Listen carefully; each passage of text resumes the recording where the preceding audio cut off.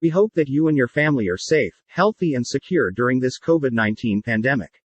Ira Smith Trustee and Receiver Inc. is absolutely operational, and Ira, in addition to Brandon Smith, is readily available for a telephone consultation or video meeting.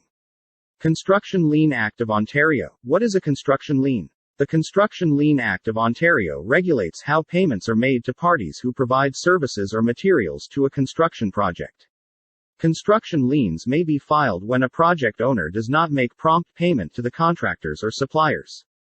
You can register a construction lien on the title if you have provided materials or services to improve the property. Having enacted amendments to the Construction Lien Act of Ontario, now the Ontario Construction Act, RSO 1990, C.30, Ontario is achieving its plans to modernize provincial construction laws in order to improve efficiency and competitiveness for construction firms. In this Brandon blog, we examine the recent Ontario court decision regarding the treatment of court-appointed receiver fees when mortgages and construction lien claimants disagree over the priority of their claims. Construction Lien Act of Ontario. Construction lien and holdback rules. Disclaimer: I am by no means an expert in this area. Nevertheless, as a licensed insolvency trustee, I have acted as a court-appointed receiver over incomplete construction projects. Therefore, I have encountered various construction lien issues in receiverships. General changes made to the Construction Lien Act of Ontario are related to prompt payment rules and the establishment of new dispute resolution mechanisms, adjudication.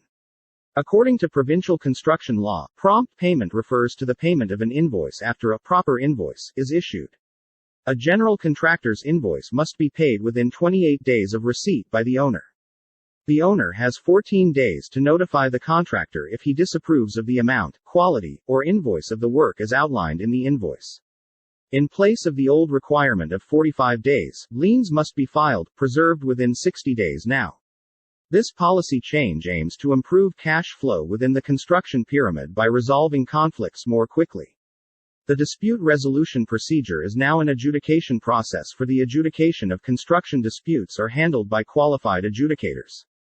The is also a code of conduct for adjudicators. In the absence of an agreement to extend the timeline, the adjudication procedures state that the adjudication decision will be made within 46 days after it is initiated. If an adjudicator's decision is not followed, the party expecting payment is also entitled to suspend the work under the contract or terminate it. Holdbacks are what they sound like. The holdback process requires that for any project owner, contractor, or subcontractor to hold back 10% of the price of materials or services they provide is known as a holdback. With the amendments to the Construction Lien Act for Ontario, holdbacks remain at 10% of the value of improvements, but security can be offered in lieu of cash. Now a letter of credit or repayment bond can be used to maintain holdback. In light of modern-day construction projects' long-term nature, the Act expands the options for the makeup of holdback payments. They may now be made annually or in phases or portions, depending on the terms of the agreement. Lien filing under the Construction Lien Act of Ontario. Now for the case. The decision of the three-judge panel in the Ontario Superior Court of Justice Divisional Court was released on October 5, 2021. This case essentially deals with the ranking between the fee and costs of a court-appointed receiver, the interest and costs owing to a mortgagee whose mortgage was registered prior to the registration of construction lien actions and the construction lien claims which then arose. It was an appeal from a judge's decision on appeal from a master's, now called associate judge, decision who regularly dealt with construction lien cases.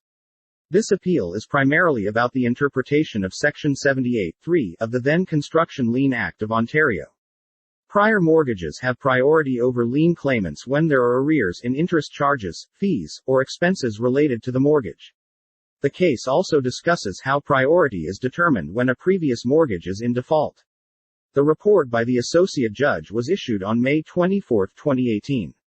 At trial, the issue was a priority contest between lien claimants, who were now bankrupt and represented by their licensed insolvency trustee, and the mortgages. There was a court-supervised receivership over the property. During the receivership, my firm was managing the court-supervised receivership on behalf of the husband and wife who owned the company which owned the property.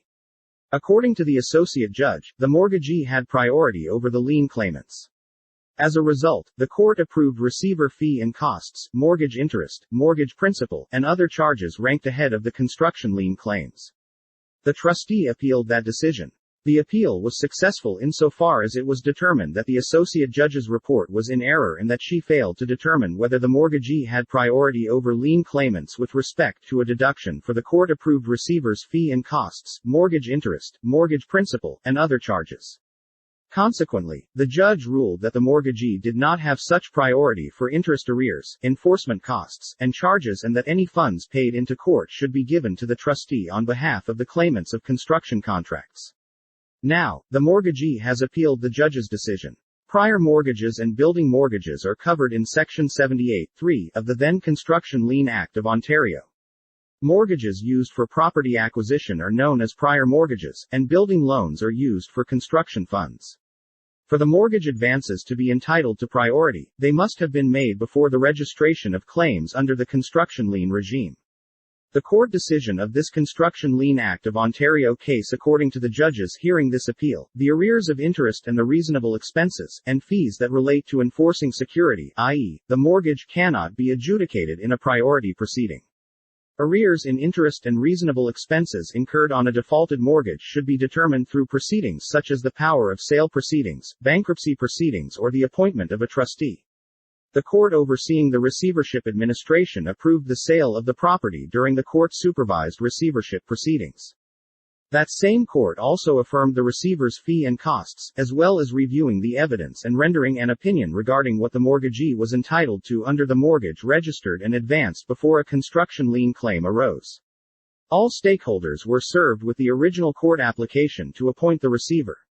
Lien holders were included in this process as well. The appointment order specifies the priority of the receiver's fee and costs. Nobody questioned the priority, and even the lien claimants did not object to it. All things considered, the judicial panel had to agree with the associate judge that all the amounts approved by the judge ruling on the receivership and all the advances made before any construction lien claims arose ranked in priority for all legitimate costs and arrears of interest. In deferring to the assessment of the receivership judge, this panel showed deference.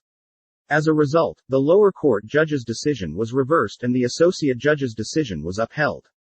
The trustee was ordered to pay costs. Construction Lien Act of Ontario summary. I hope you found this Construction Lien Act of Ontario Brandon blog informative.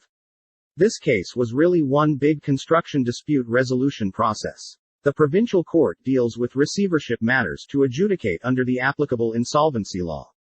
With too high debt levels and not enough wealth, you are insolvent.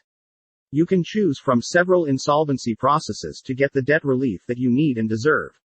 It may not be necessary for you to file for bankruptcy. If you or your business are dealing with substantial debt challenges, you need debt help, and you assume bankruptcy is the only option, call me. If you're thinking about bankruptcy, you're probably in a situation where you're overwhelmed, frightened, and feel like you're alone.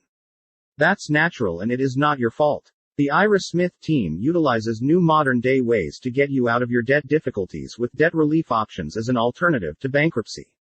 We can get you the relief you need and so deserve. Our professional advice will create for you a personalized debt-free plan for you or your company during our no-cost initial consultation. Call us now for a no-cost consultation.